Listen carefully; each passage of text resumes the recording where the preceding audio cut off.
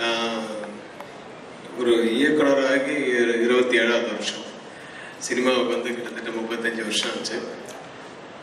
ஆனால் இதான் first time ஒரு நன்றி விழான்றது ஒரு நான் பார்க்குறேன் சினிமாவில்.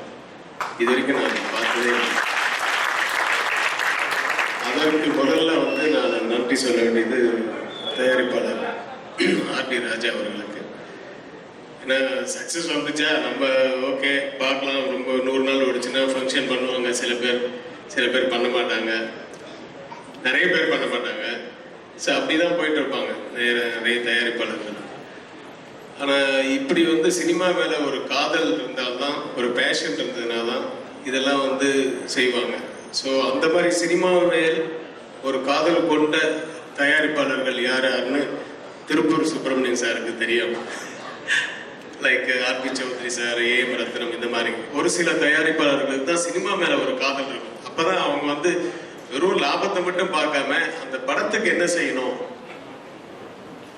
எப்படியெல்லாம் கொண்டு போய் மக்கள்கிட்ட சேர்க்கணும், தயாரிப்பாளர் வந்து ஒரு ப்ரெஸ் எப்படி கவனிக்கணும், ஒரு பப்ளிக் எப்படி கவனிக்கணும், ஒரு டிஸ்ட்ரிபியூட்டர்ஸை எப்படி பார்த்துக்கணும், ஒரு ஆர்டிஸ்டை எப்படி பார்த்துக்கணும், டெக்னீஷியன்ஸ் எப்படி பார்த்துக்கணுங்கிறதெல்லாம் வந்து அந்த ஒரு சில தயாரிப்பாளர்கள் தான் உண்டு. ஸோ அந்த வரிசையில் திரு ஆர்டி ராஜா அவர்களுக்கு என்னுடைய மனமார்ந்த வாழ்த்துக்கள். ஒரு யூஸ்வலாக வந்து எங்களை மாதிரி டெக்னீஷியன்ஸு, இந்த மாதிரி ஆர்டிஸ்ட் எல்லாம் வந்து மேடைகளில் உட்கார வைக்கிறது வந்து எங்களுக்கு ரொம்ப யூஸ்வல் தான். பட் ஒரு டிஸ்ட்ரிபியூட்டர்ஸை கொண்டு வந்து அந்த நன்றி விழாவில் மேலே உட்கார வச்சார் தெரியுங்களா, அதுக்கு அவருக்கு இன்னொரு கைத்தட்டல் தருந்தாங்க. அவங்க வந்து அவங்க ஐஸ் வைக்கணுமோ அதுவும் கிடையாது. ஏன்னா ஐஸ் வச்சு ஓடாத படத்தை ஓடுறதுக்கு வேணும் ஐஸ் வைக்கலாம். இது மிகப்பெரிய பிரமாதமான ஒரு வெற்றியில இருக்கும்போது கொண்டு வந்து அவங்களை உட்கார வைத்து உண்மையாவே அது நன்றி விழான்றது ஒரு கரெக்டான ஒரு வார்த்தை. அவங்களுக்கு நன்றி தான் முதல்ல சொல்லணும். அதுக்காக தான் அவங்களுக்கு அந்த இது கொடுத்தாங்க. ஆக்சுவலாக நாங்கள்லாம் கீழே உட்காந்தே இருந்திருக்கலாம். உங்க இதுதான் எங்களுக்கு வந்து புதுசா இருந்திருக்கும். அடுத்தது என் ஜாதியை பத்தி இயக்குனர் ஜாதி. ஆக்சுவலா பாக்கியராஜ் கண்ணன் வந்து மிகப்பெரிய ஒரு ஒரு உழைப்பாளின்னு சொல்லுவேன். நான் வந்து ரொம்ப நாள்லாம் ஒர்க் பண்ணல, 2.5 days தான் ஒர்க் பண்ணேன் அந்த படத்துலேயே. அது அந்த அதுலேயே தெரிஞ்சிருச்சு அவருடைய டெடிகேஷன், அவருடைய சின்சியரிட்டி, அந்த இன்வால்மெண்ட். அவர் மட்டும் இல்லை, அவருடைய டீம் அத்தனை பேருக்கும் என்னுடைய வாழ்த்துக்கள். அவருடைய அசிஸ்டன்ட் டைரக்டர்ஸ் டப்பிங்லேயும் சரி, மற்ற இடத்துலையும் சரி நான் பார்த்துருக்கேன். நல்ல அருமையான ஒரு டீம். பாக்கியராஜ் கண்ணன் இது முதல் படமே மிகப்பெரிய வெற்றி அடைகிறதுன்றது சினிமாவில் புதுசு இல்லை. அதை தக்க வைக்கிறதுல தான் உங்களுடைய திறமை இருக்கு. அதுக்கு ஆண்டவன் உங்களுக்கு துணையா இருக்க என்னுடைய வாழ்த்துக்கள். அடுத்தது பிசி சார். பிசியோட நான் ஒர்க் பண்ணியிருக்கேன். எந்த படம் தெரியும், அஜித்தோட ஒரு படம் ஆரம்பத்தில் ஒர்க் பண்ணேன், வரலாறு. அதுக்கப்புறமா படம் கொஞ்சம் வேற நல்லா ஃபுல்லாக ஒர்க் பண்ண முடியாமல் போச்சு. ஆனால் நாங்கள் எங்கே பார்த்தாலும் சந்திச்சுப்போம். நான், இவர், அதே மாதிரி ஆர்ட் டைரக்டரு, அப்புறம் பிரியதர்ஷன் சார், இவங்கெல்லாம் நல்லா க்ளோஸ் ஃப்ரெண்ட்ஸ். எங்கே இப்போ மீட் பண்ணிப்போம், எல்லாம் ஃப்ரெண்ட்ஸாக இருப்போம். ஆனால் அவருடைய ஃபோட்டோகிராஃபியில் நானும் நடிக்கிறேன்னு எழுதி வச்சிருக்கு. அது என்னுடைய ஒரு பாக்கியம். ஒரு அருமையான ஃபோட்டோகிராஃபர்னு உங்களுக்கு எல்லாருமே தெரியும். அதை விட அருமையான ஒரு மனிதர். அந்த ஸ்பாட் எமோஷன்ன்றது மட்டும் இருக்கும் அவர்கிட்ட. அது இல்லைன்னா உழைப்பாளிகளே கிடையாது.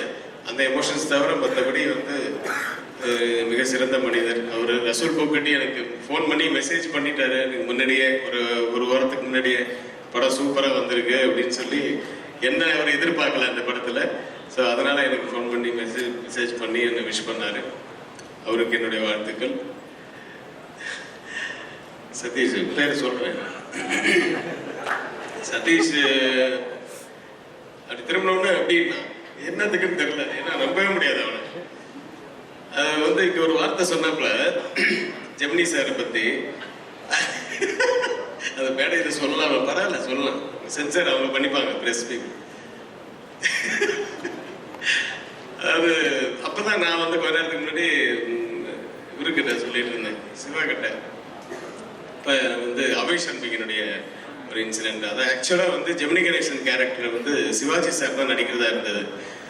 அப்படியான்னு ஒரு மாதிரி பார்த்தாரு. ஆமாப்பா, நான் அந்த மாதிரி ஜொல்லு பார்ட்டி மாதிரி வைக்கல. அப்போ அந்த கேரக்டர் வந்து ஒரு மாதிரி மெஜஸ்டிக்காக வச்சுருந்தோம். லுக்கே சிவாஜி சார் அப்படிமா மெஜஸ்டிக்காக தான் நடந்து வருவார். வந்து என்ன சண்முகி அப்படின்னு மேலே கீழே அப்படி கண்ணில் மட்டும் தான் பார்க்கும். அந்த மாதிரி தான் முதல்ல கமல் சார் நான்லாம் பேசி வச்சுருந்தோம். பட் அப்போ வந்து சிவாஜி சாருக்கு ஏதோ ஒரு உடம்பு சரியில்லாமல் போனதுனால வேண்டாண்டா, இப்போ ஸ்ட்ரெயின் பண்ணக்கூடாதுன்னு பசங்க சொல்கிறாங்கடா அப்படின்ட்டு அவரு தான் சஜஸ்ட் பண்ணார் ஜெமினி சார். ஜெமினி சாருக்கு அப்போ காதல் மன்னன் ஒரு பேர் இருந்தது. ஜெமினி வந்து ஆணா இருந்தாலும் பொண்ணா இருந்தாலும் காதலிப்பான், யாரா இருந்தாலும் காதலிப்பான், அவனை போட்டுக்கிட்டான் அந்த கேரக்டர் அப்படின்னாரு. ஸோ அப்படி இன்னைக்கு சதீஷ் என்ன அந்த மாதிரி அந்த அபய் சண்முகி நிறைய பார்த்துட்டு ஒரு டிஸ்ட்ரிபியூட்டர் அவருக்கு சொல்லியிருக்காரு, ஜெமினி சார் மட்டும் உயிரோடு இருந்திருந்தாருன்னா வந்து முதல்ல சிவகார்த்திகேயன் வந்து அவர் வேற மாதிரி சொன்னாரு, லவ் பண்ணியிருப்பாரு. ஸோ அதனால அது ஞாபகம் வந்தது. ஸோ தேங்க்ஸ் டு சதீஷ் அந்த ரிமெம்பரன்ஸுக்கு. மற்றபடி அனிருத் வந்து எல்லாரும் அணின்றாங்க. ஏன் ஐயா ஹெச்ஓ என்இ ஒய்யான்றது தெரில. சதீஷ் என்ன சொல்றாருப்பா, ஆம்பளைங்களுக்கு மட்டும்தான் நீ ஏன் ஐயா.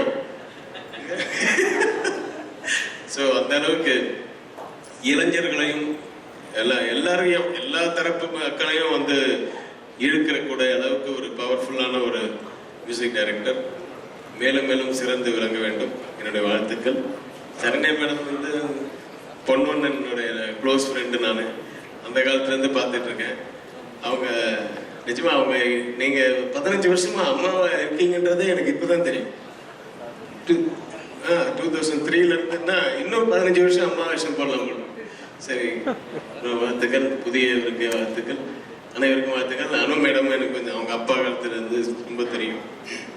என்னடா அப்பா தாத்தாலாம் பேசுனா ரொம்ப வயசாயிடுச்சுன்னு நினச்சிடாதீங்க.